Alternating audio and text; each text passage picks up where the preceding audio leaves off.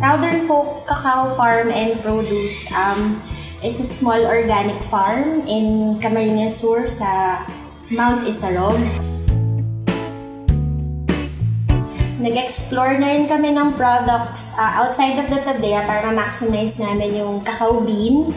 So we have cacao tea, which is made out of yung husk ng cacao bean. Nagawa namin siyang tsaa. It's available in loose leaf tea and ready-to-drink iced cacao tea. And then recently, we also have the Tablea spread, which is parang equivalent siya ng Nutella or ng chocolate spread. Pero gawa siya dun sa Tablea recipe namin. Yes, kasi ever since yun yung practice namin sa farm. Yung dad ko kasi is an agricultural economist. First, we started sa online muna. And then from there, we started sa isang event. And then nakita naman namin na may demand, nag-sold out. And then nagsunod-sunod na, and then we started the online shop. We partnered up with an online merchant. Tapos dun nag-feed yung orders namin. Yung target market talaga namin is yung mga titas of Manila. Yung gusto nila yung traditional na lasa ng tsokolate. So, na walang extenders, walang ibang halo. Kakao lang talaga and sugar.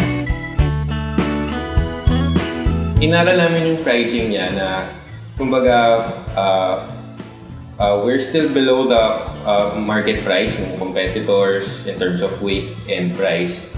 In terms of packaging, naghanap kami ng sustainable packaging din. Recycled paper canisters yung ginagamit namin for the Tablea. It's not as expensive as others think. So, mura lang siya and yung labels niya kami lang din naman gumagawa. So, to cut down on the cost din, saka to ensure quality, we try to do everything ourselves. So, kung kaya namin gawin na kami nang gagawa para at least ma-monitor yung quality.